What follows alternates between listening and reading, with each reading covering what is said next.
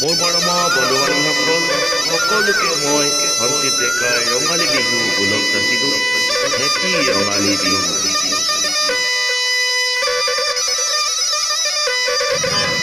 নিজে ঢোল তোলা কাটি চাহনি পগাই চাহনি কৰি আছে, কৰি হৈ গ'ল আজি ৰেডি।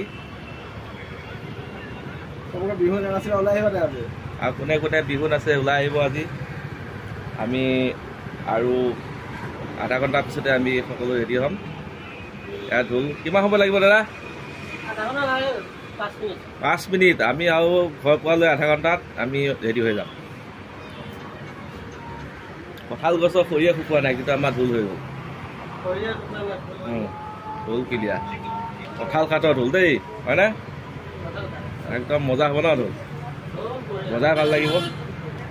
হয় বন্ধুসকল, এটা ঢোল কিনিব গ'লে 7,000 লাগে। আমি এতিয়া নিজে কলা কাটি বনাইছোঁ, মাত্ৰ 2600 টকাত হৈ গৈছে।